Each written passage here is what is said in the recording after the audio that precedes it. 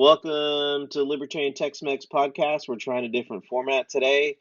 We're probably gonna. I'm thinking, Rob. I'm thinking I'm probably gonna put this on the YouTube channel for Libertarian Tex-Mex, and then just do that. Yeah, and I'll have to figure out how to do the rip out the audio and put it on a normal podcast. But I know a lot of people have been talking to me in terms of podcasting.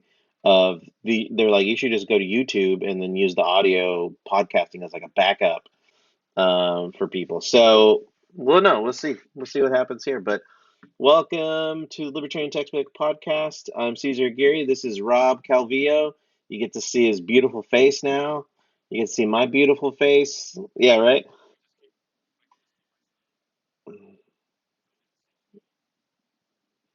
You good? All right. Yeah, I just set the groundwork here while Rob's getting all situated. But yeah, we're good, good. Okay, so we both reside in Houston. We are still in a stay-at-home order. We're dealing with coronavirus world and kind of quasi quarantine, and we're in a mess. Even with stay-at-home, we're still in a mess of politics. So, a lot to talk about, right? So I just wanted to catch up, see how things were going, and then see how everything's going with the stay-at-home order. The big conversation right now is people going back to work or opening up the economy. And I know for me, it's kind of a twisted thing being a libertarian. It's like, yeah, we should obviously, theoretically, philosophically, the economy should be moving and we should just be taking precautions. But I think from a government level, it's like, no, we need to put some stabilizations in place to at least, let the infection rate go down. So, how do you feel about that in terms of people wanting to reopen the economy right now?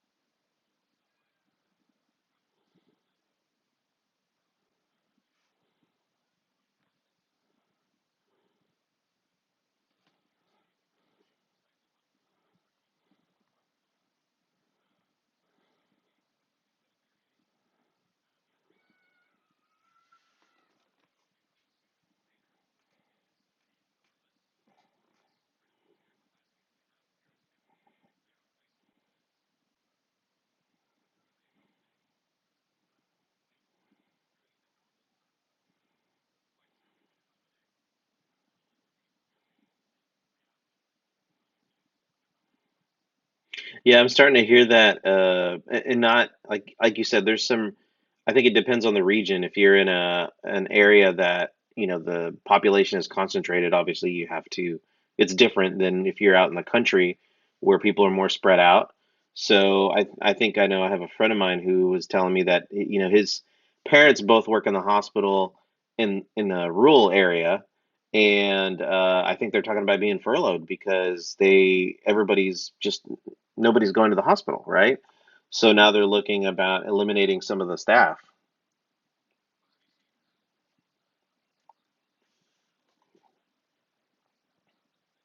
Yeah.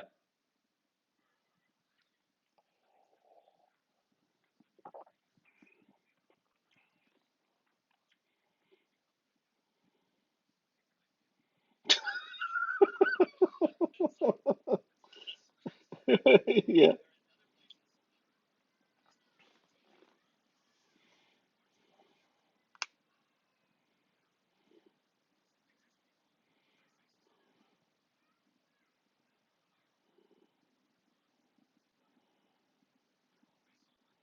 Oh yeah. Yeah. Yeah. Yeah. Yeah, for sure. Yeah. Yeah, for sure.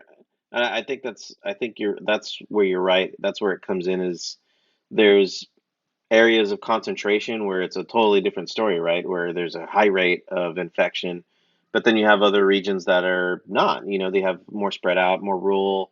Maybe the infection rate is not as big, so they're kind of just sitting there twiddling their thumbs, waiting for something to happen, and it's just not happening. So, and I think that was a conversation we had before about even the mortality rate is going down because we're realizing more people have it, right?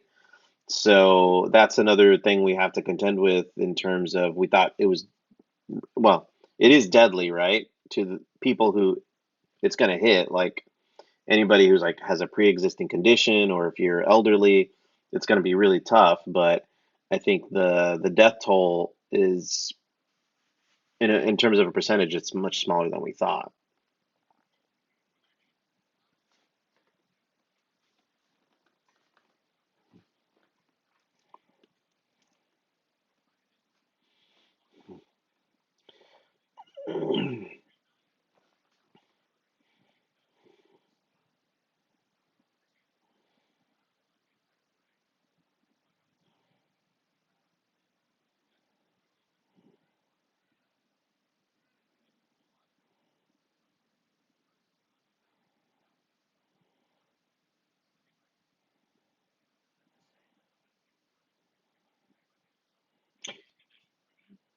Yeah, so like you said, I think it seems like just like a mixed bag. Like I could see because we have your brother-in-law was talking about some people he knows who died in the hospital because they were obese, those conditions like that. So I guess for me it feels like a mixed bag. Like if you're a normal healthy human being, I think seems like you should be okay if you take precautions, but yeah, if you've got obesity or diabetes or something like that, you definitely want to be on the watch, right? So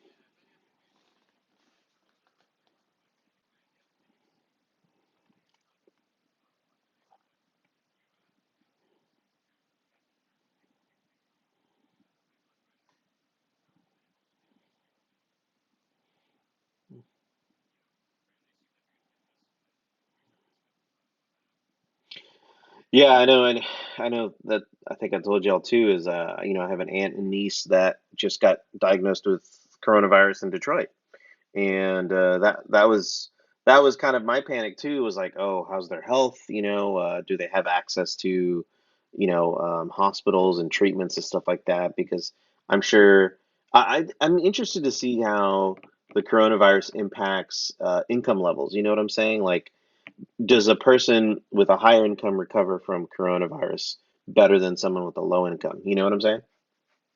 I don't know.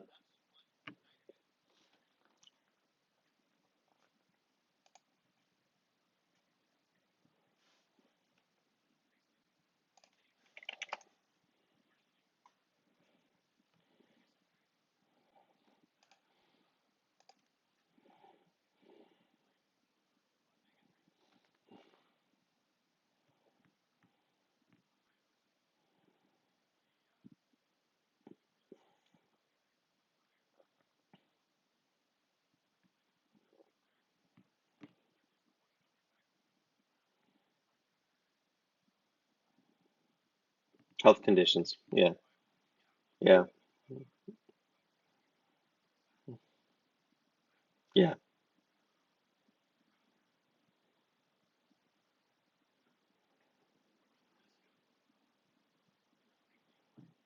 Yeah. Yeah, for sure.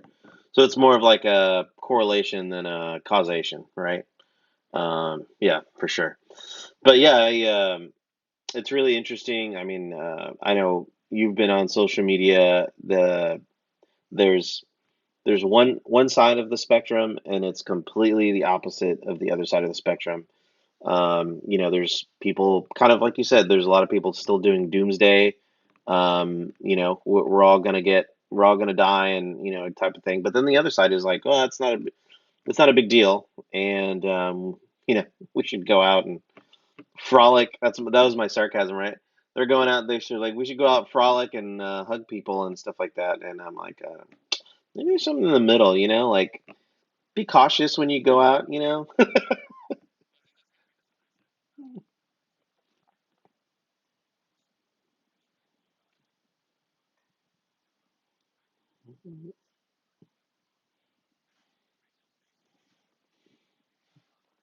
Yeah.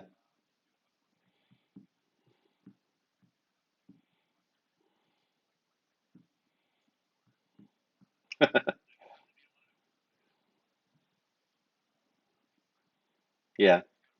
Yeah.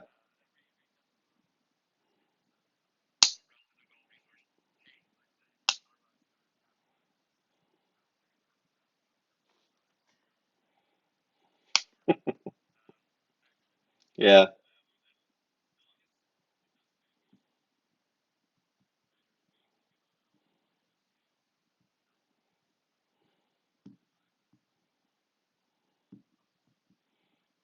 Yeah. Yeah. And I mean, as you say that, I'm thinking about other countries that have already been doing these for decades, right? Like you see a lot of countries in Asia that a lot of people wear face masks before this, right? Yeah, they're already as soon as they go in public. Yeah.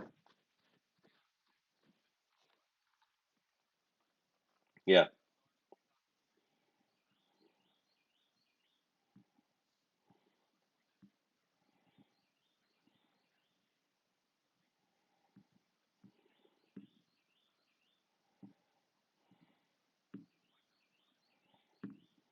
Yeah.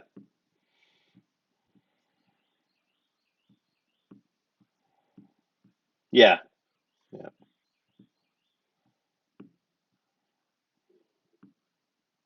Yeah, and I think that's probably the part that probably pisses off a lot of Americans, right? Because we're used to kind of free willing, my phrase is free dicking, right? Just going out there and walking around and doing it. Yeah, free dicking it, just doing whatever you want, no repercussions, right? So now, yeah, people have to think twice, and they're probably pissed off about that. But it's like, hey, welcome to the world. Yeah, yeah. But it's funny you talk about the public domain because I honestly think I have a lot of friends because I kind of was okay with the stay at home orders, and then Lena Hidalgo saying the county mayor saying everybody needs to wear masks. The fine I was not agreeing with, but a lot of times I've been agreeing with a lot of the government actions because I think especially I think in Houston they try to gradually move from volunteerism, like people do it on their own, to let's send out mandates. So I like that progression of we think you should do this. Let me give you some suggestions to okay, this is finally we're at the point where we have to do some, mandates or whatever. And I tell a lot of my friends who are libertarians that they go, how can you settle this with being a libertarian? And my argument is always like, libertarian is a very broad spectrum of different type of people. Like I'm not anarcho, I don't believe in just no government at all. I do believe government has some framework to work in, and I think that big one is obviously the public domain. As soon as individuals go into a public space, that's where I think government has total total precedent to go in and say, okay, we need to mitigate how people interact with each other, right? And I think, yeah, right,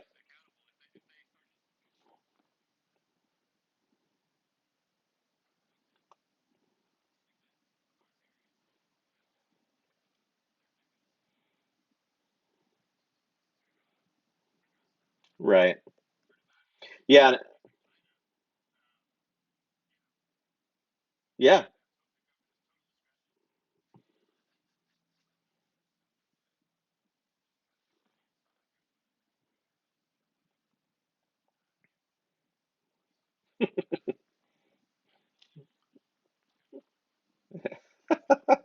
yeah, yeah, for sure. I know. Well, I think that's what. So I was reading a really good article on, is these, emergency mandates, are they constitutional? And most of the articles say yes, right? Like, yes, obviously the function, specifically, I was thinking of the one with Judge Lena Hidalgo when she said face masks or there's a fine or whatever, a penalty, whatever, and everybody just like lost their minds. But I did look into it and I was like, okay, it turns out she's the emergency manager of the county, and the emergency manager has full capability of saying whatever needs to be done to manage the emergency. So they said, yes, she's got the power. But how hard or soft you make those regulations, how hard you punish, could determine whether it's unconstitutional or not. So it's the punishment of not following the orders versus the actual mandate itself. And I was like, well, that's an interesting point because you know, uh, are you really going to fine people $1,000 if they're not wearing a mask? Like how are you going to do that? So, anyways, it's really interesting. So I was like, okay, I could see the mandate being constitutional because she is the emergency manager managing the situation. But is the punishment, does the punishment fit the crime type of thing? I don't think it does. Yeah.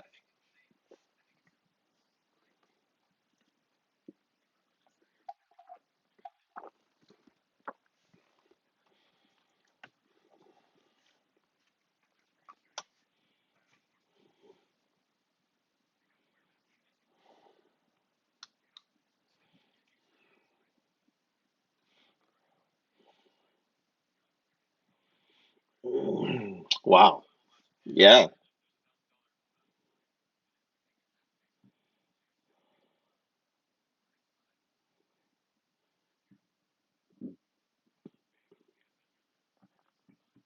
Yeah. I mean, I listened to a podcast, The Houston Matters, right?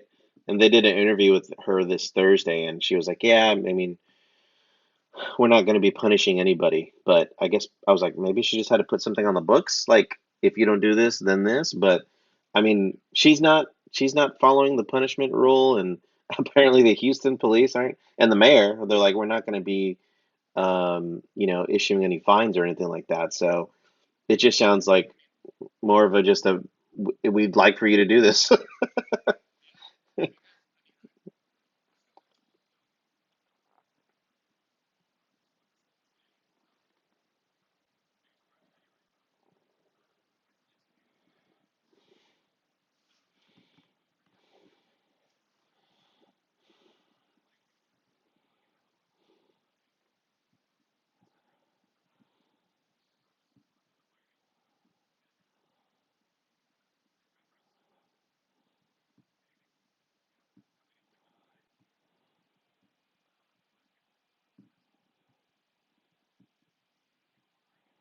Yeah,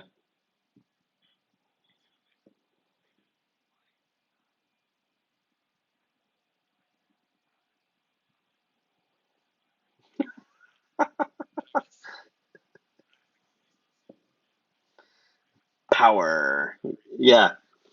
Oh, and you can't plug in, you can't charge at the same time as your headphones, huh?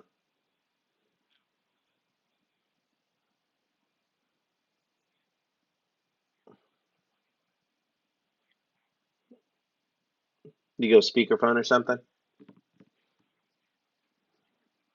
Okay. I'm trying to see the time on this.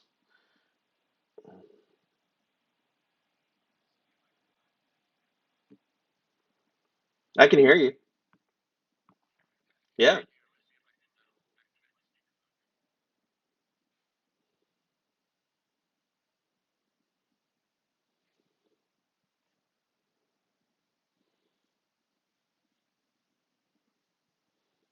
Can you hear me? Yeah.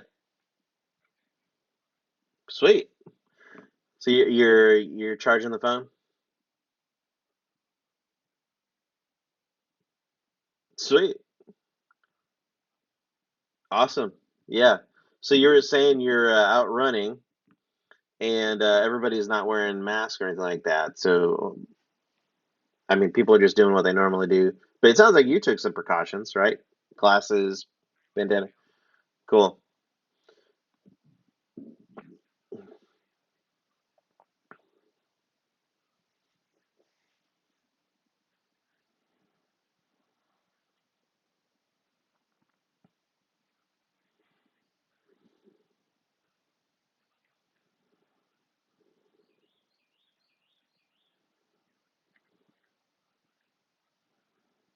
Yeah.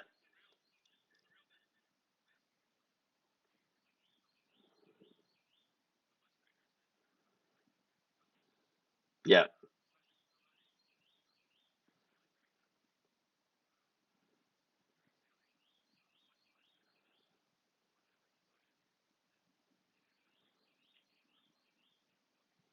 Yeah, that's for sure.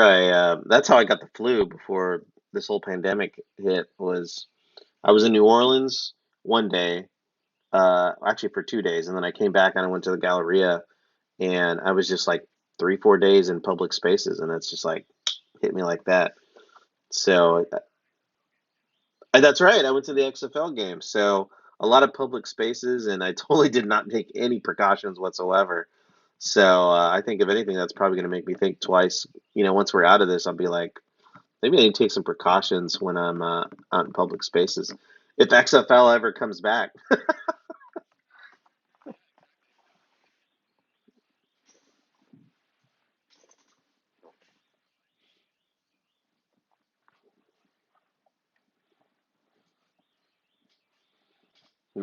Yeah, yeah.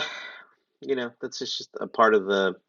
Like I said, I feel like maybe we were a little bit in the U.S. a little bit more cavalier, with just going out and having no repercussions, and now we just have to think twice about it. But just thinking about it from the libertarian political perspective, a lot of people talking about constitutional rights, civil liberties, but I just don't see it. I personally don't see it as affecting civil liberties. Like you still have you still have the right to say whatever you want, right?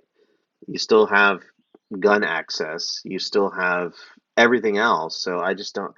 That argument just seems kind of silly to me. Like you have to wear. Is this violating your civil liberties? I don't know. I don't think it does. Um. Yeah.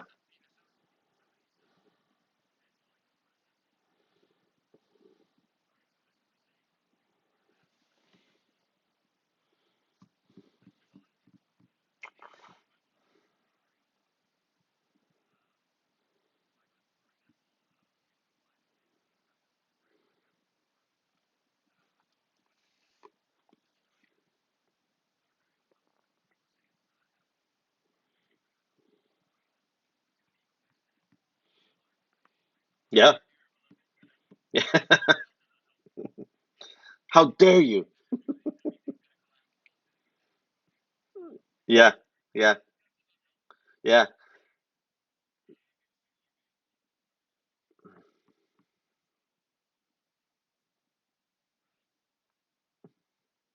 Yeah. Yeah. Like let's halt our economy and change it right away. Or, yeah.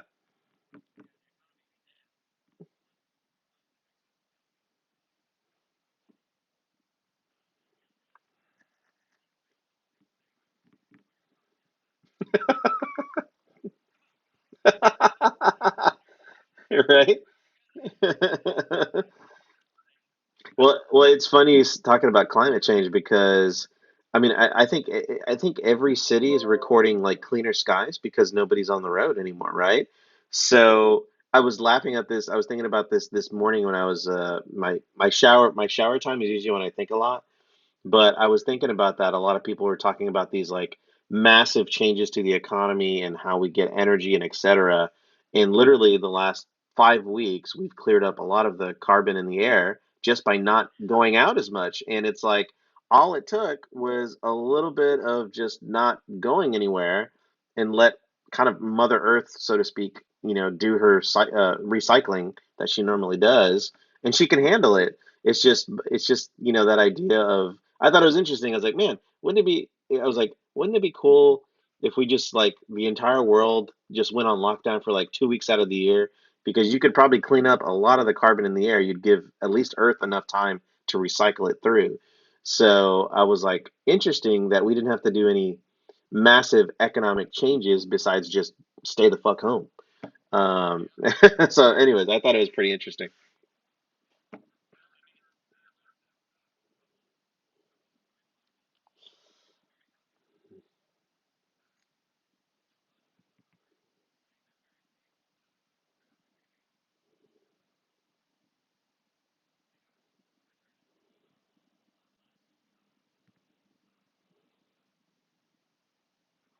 Yeah. uh,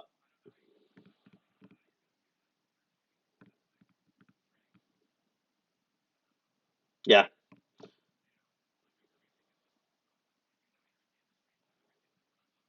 Yeah. For sure. I mean, well, yes, I would say even on the flip side, I was about to argue against myself because I mean a lot of the discussions we're having now is, kind of well, too, Rob, a lot of the corporate culture was about getting very lean and very like, not have any excess. And I think a lot of those companies got in trouble with the pandemic because they didn't have enough in reserve, or they didn't have enough. Um, I don't say enough fat, but basically enough to last them through the pandemic, and even just enough like manpower. I talk about my work as well. Like, there's not enough manpower to handle the demand that we're seeing right now, and it's that idea like you cut too much, and in a time of crisis, you need reserves, right? And I think it was a really good discussion I saw on. I'm trying to remember.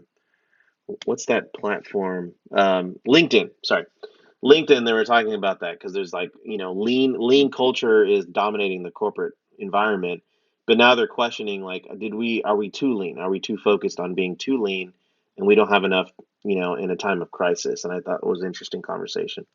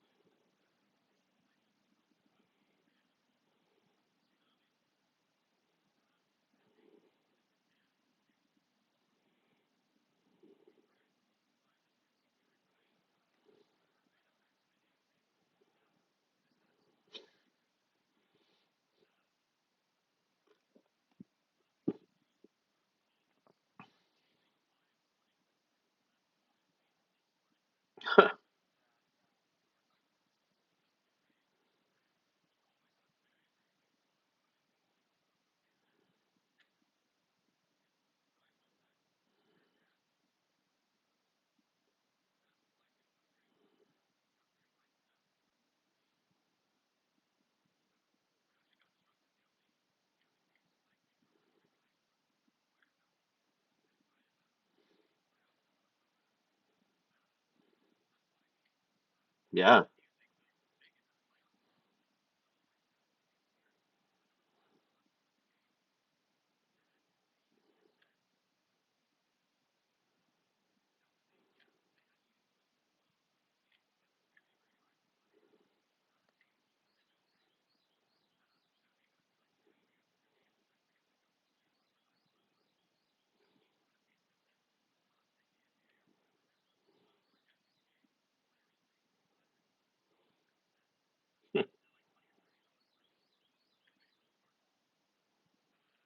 huh.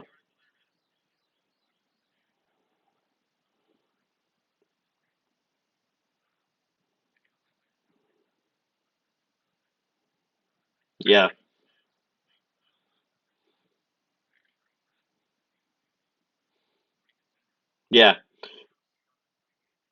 yeah. It's a global scale now, and I think very specifically. I mean, I hate to give credence to Trump a little bit, but the entire dependency on China being a major manufacturer of the globe, right? Because now it's just, sorry, go ahead. Yeah, yeah. Uh, Yeah, and I think in a normal time when you have, a global economy, it makes sense. Economies of scale, right? Like, they'll have the lowest labor cost, the lowest cost in general. So it's good for the global market that we can take those in and do something with it. But at a time of pandemic where the pandemic started in China, it's just crippling the entire manufacturing industry. So now the entire globe is crippled, and so now, yeah, now a lot of people are thinking, should we try to repatriate some of these manufacturing industries? And I'm not a big fan of that. I just I don't think, I don't think you can compete with those lower costs. You're not going to be able to find cheap labor in the U.S. So I think it's going to be really difficult to do that. But maybe some small pocket of, we need at least, 20% of of this manufacturing to be local versus global. I don't know. I don't know how that would work, but um,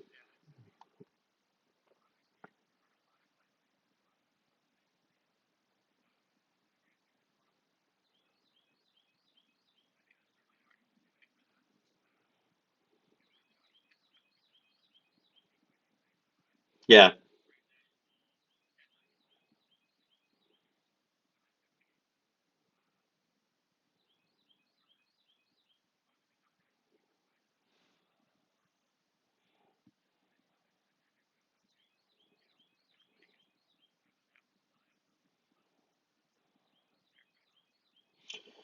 yeah, I think so.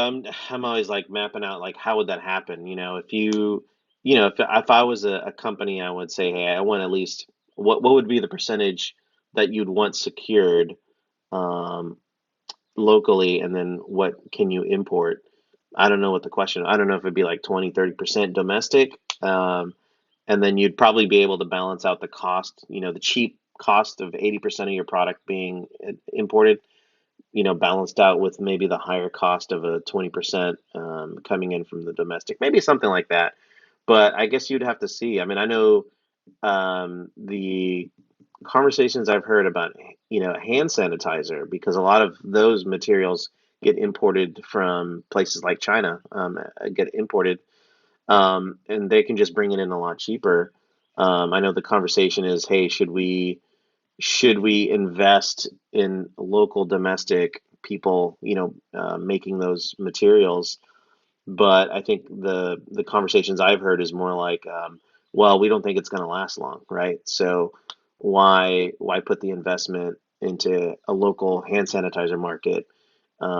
Because who knows? It could only be here maybe like a year or two, but our investments, we need a 5, 10 year commitment in the market, right? So maybe long term, I think a lot of companies are still thinking like this is maybe we're not here yet. If it was like a 5, 10 year disaster, right? Then yeah, let's invest in it. But um, we'll see. We'll see how the market goes. So, anyways, what else is going on, Rob? There's always Trump talking about chugging down. There's always Trump talking about chugging down some, some chemicals and some sun, some UV. Yeah,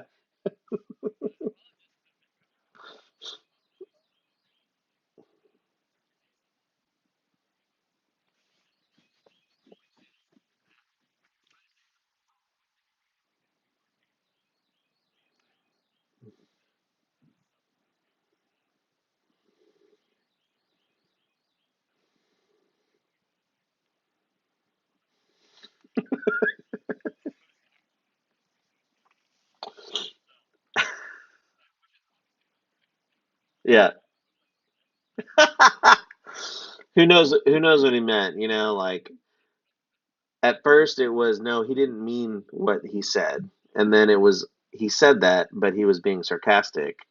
And then yeah, it was like, no, no, no, no. He what he said was totally misread, and all this stuff. It's like, man, when are you just gonna be like, he fucked up? You know,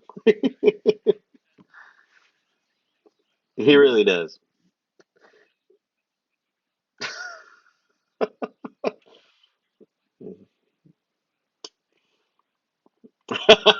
Nice. I just thought I was getting a big laugh of like all like the chemical companies and all the doctors that were like, please do not ingest any chemicals because they will kill you. It made me think of Anchorman when he was trying to interview the panda, the bear, the panda, He's like, I tried to get an interview. Yeah, I tried to get an interview with the panda. They said no, he will literally rip your face off. That gave me that feeling of like people, experts telling you, no, you can't do this. It's going to kill you.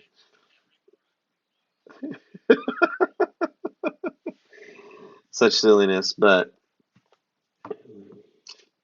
I think the good thing, yeah, I think he got lucky that it was not as, I think Trump definitely got lucky that it's not as bad as it could have been. Because I think I was thinking in terms. The only sympathy I have for him right now is balancing the economy versus balancing this, pandemic or whatever.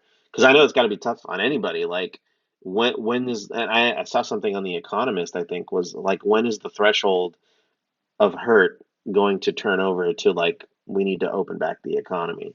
And I was like, man, that's a tough question. Like, how do you balance that? That's got to be tough for officials.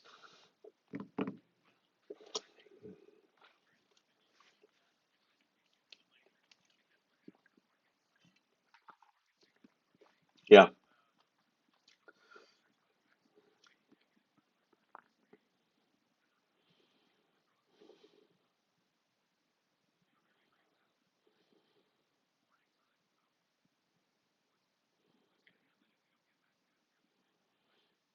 Yeah, I mean, I think that comes with, any pandemic or anything like that, the economy. And that's what happened with, the Spanish flu, right? Happened right before the Depression. So I think it's a nice, I don't say it's an indicator, but it's definitely some correlation there, right? It probably tees up a good depression. But we'll see. Yeah,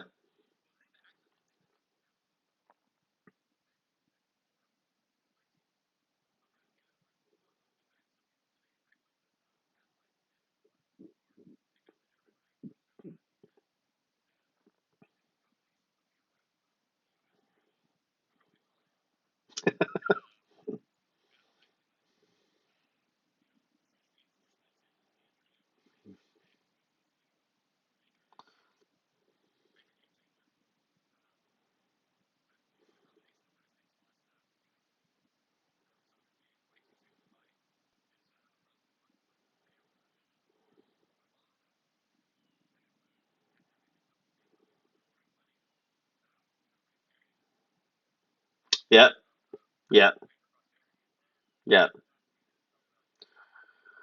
Well, yeah, we'll see. We'll see. I know that's something. Oh, yeah, yeah. Sorry, go ahead.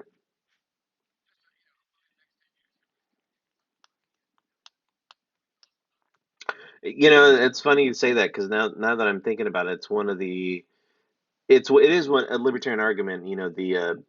The Austrian school of economics. Ludwig von Mises. His big thing was talking about how the government intervening into the market distorts it, right? So I think one of the things he talked about was the comparison of the first depression, which happened in the 1910s, right? In the mid 1910, 1909 or something like that. And there was no intervention in the market, and there was a 3-year recovery. And versus the next depression that happened with what FDR was like 1930s or something like that. Um, right.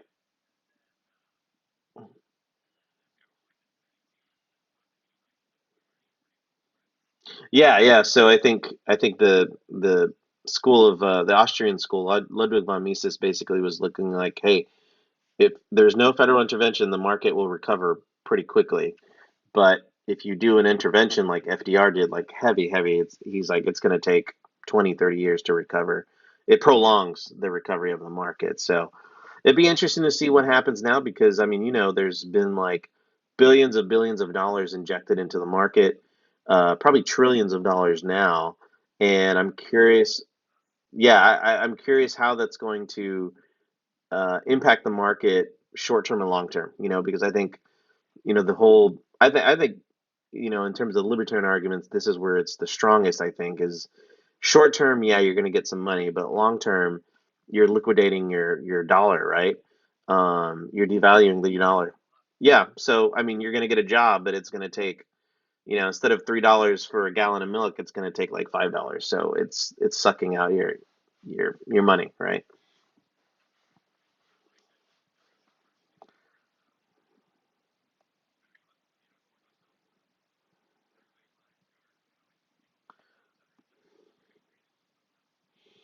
For sure. So we'll see what the long term effects are if you know, I'm always curious about, will this really help the economy long term? When we go back to work, it was it worth it? And my assumption is probably not, right? Like all this money that was injected into companies and everything like that. But I mean, the crappy part is it was probably like a good portion of it. The majority of those funds are going to large companies, right? They're not going toward individuals that are struggling to pay rent or anything like that.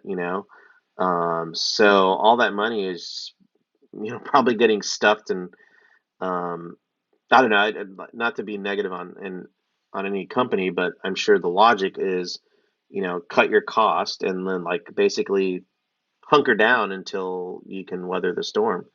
So I don't think they're going to do anything different, in terms of letting people go and all that.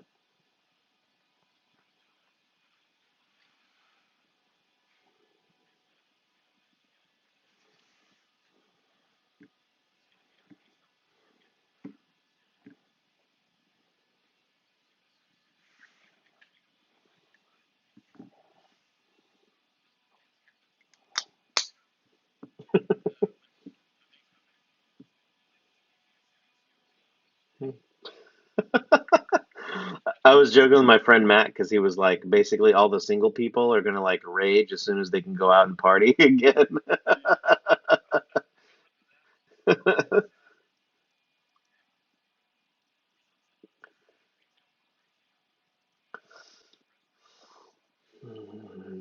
Yeah, we'll see. I'm still pretty hesitant to go out. Like if somebody was like, "You can go out right now," I'd be like, "I'm still gonna just stay at home and not go out unless I have to."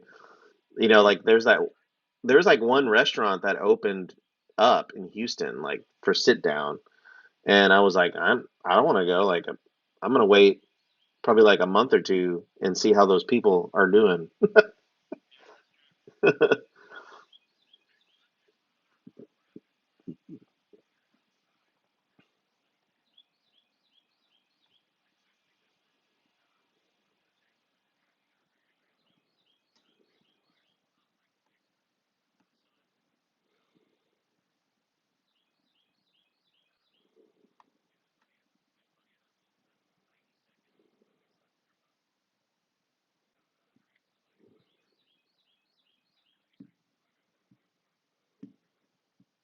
Yeah.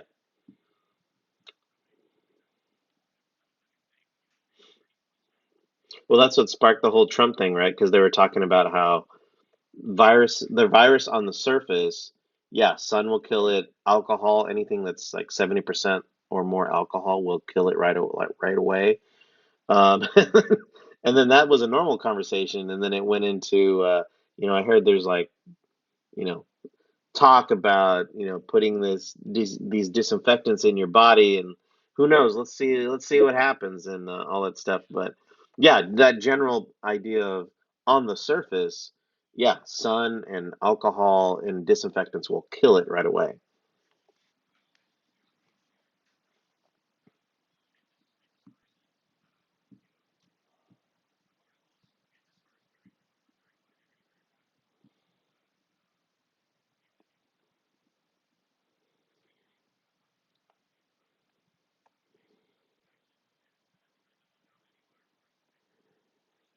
Yeah,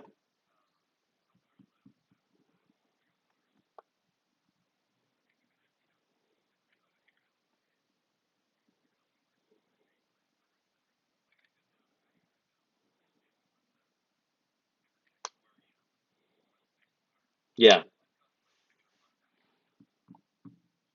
Dang. Yeah, yeah,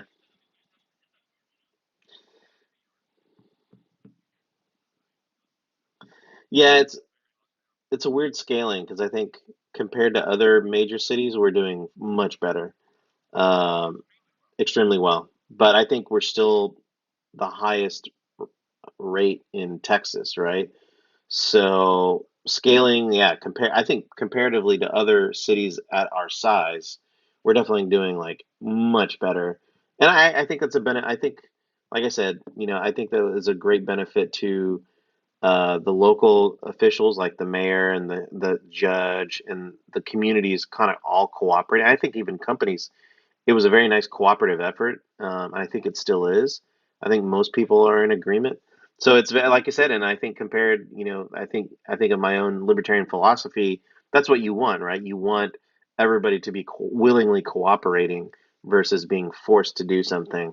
And that's why I was like, man, I think they've done it really well. They ask people to voluntarily do these things, and they talk to the companies to let their people work from home, etc. And then finally, at the very, very end, do they have to send out a mandate to make sure people aren't just, jumping out, hugging each other, and coughing in each other's faces. Um, but anyways, I think it's done really well. I think Texas in general has done really well, but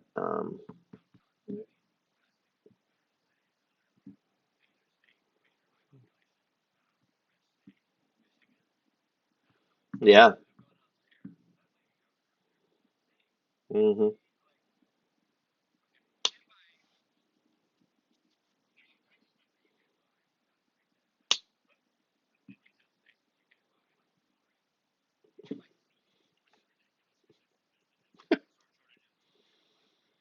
yeah,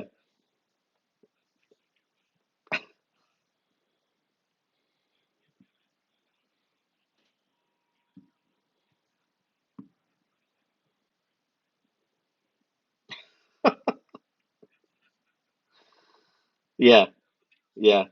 I mean, you're right. Yeah, you're right. Because now that I think about how Houston's done it, I mean, I remember they went down to like stay at home and only essential. But I mean, that whole list is pretty much everybody, right? It was like, I was we've talked about that before too, in terms of, certain friends that we have that are like, I'm an essential employee. And we're like, really? You're essential? Like, you could have done this at home, man. But I guess everybody's, considered essential. But I mean, even though it wasn't like too specific, I think it really did help the Houston area, you know, ma I guess give people some common sense and like, hey, if my work is telling me to stay home, I'm gonna stay home. And it really kept a lot of people off the road. So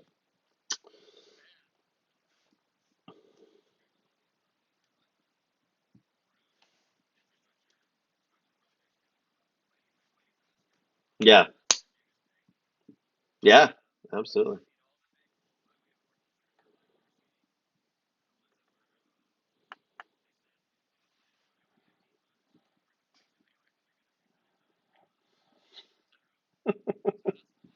Nice.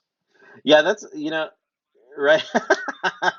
Yeah, I was actually talking to my dad about that. We were talking about how I was like, one positive I see with the coronavirus is you kind of see the important like industries, right? Can you hear me?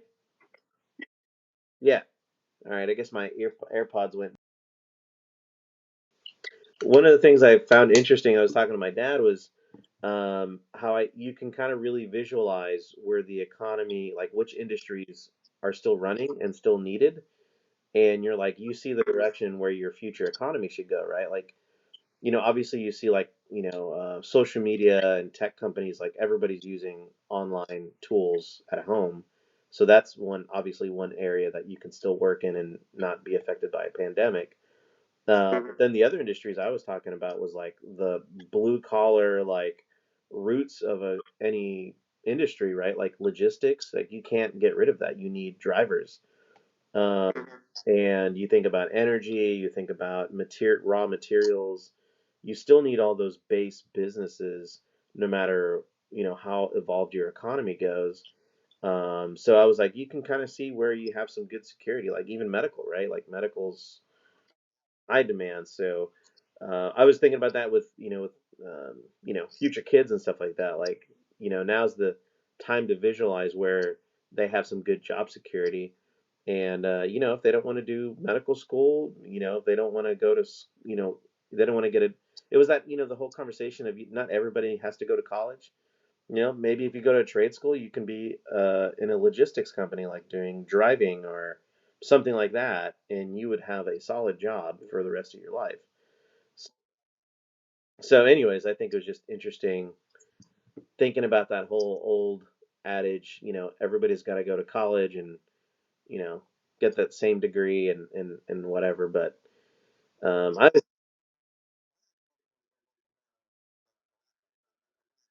yeah,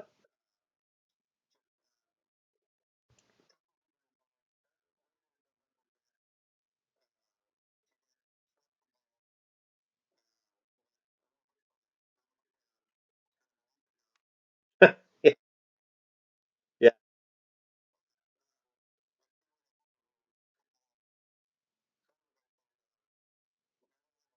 yeah, yeah,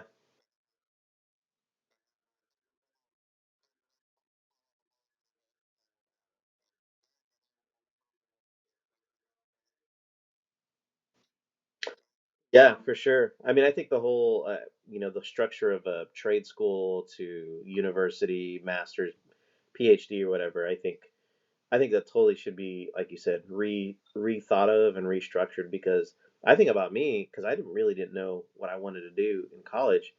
I'm like, you know what? I probably should have just told myself get a 2-year trade certificate or something, get a job, and then figure out what you want to do, and then go back to school. You know?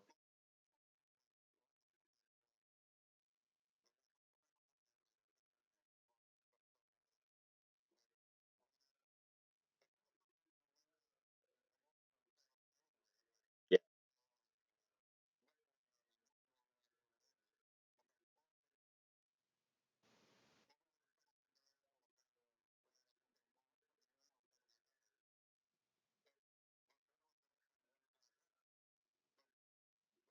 yeah, yeah, yeah. That's a good for sure.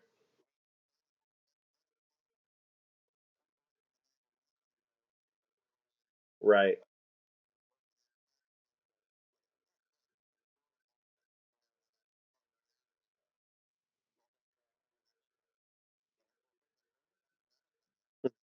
Yeah, exactly.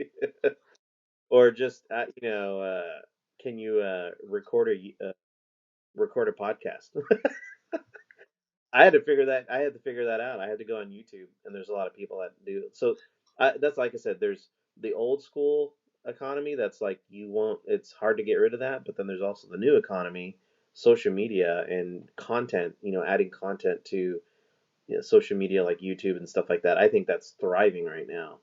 Um, so it's kind of like, yeah, you can do, like you said, you can do both. You can get a trade school certificate, or you can, learn how to do social media content management or something like that.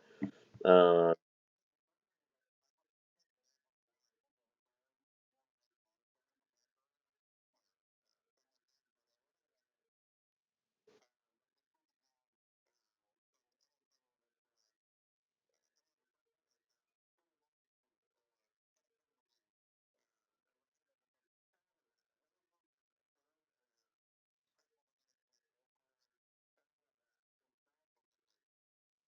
yeah, yeah, yeah,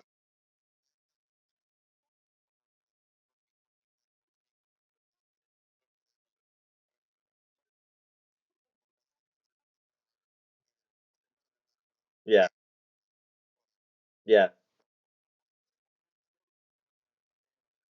yeah,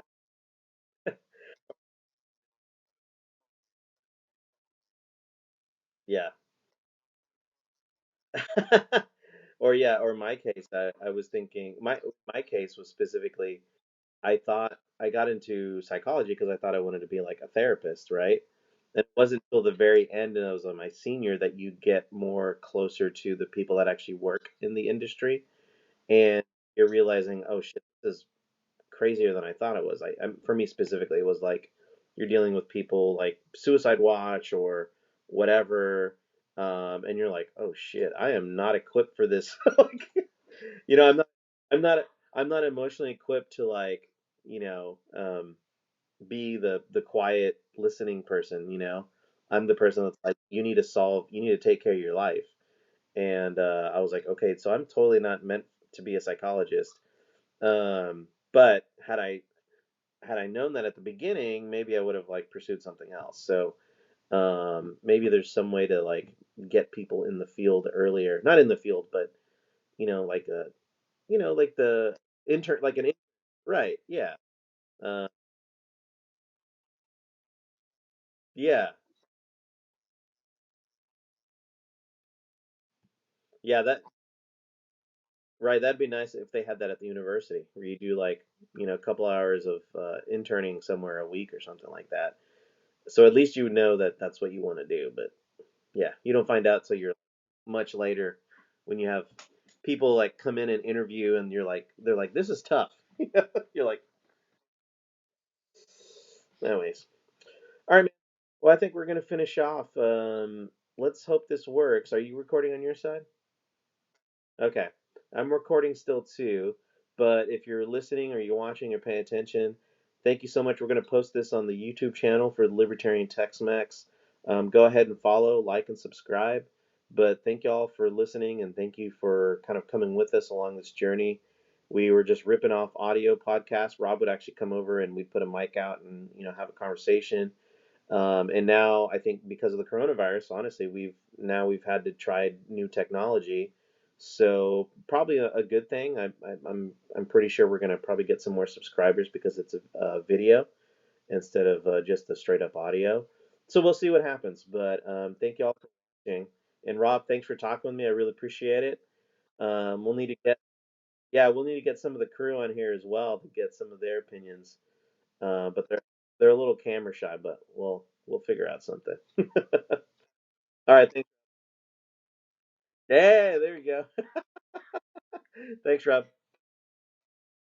See ya.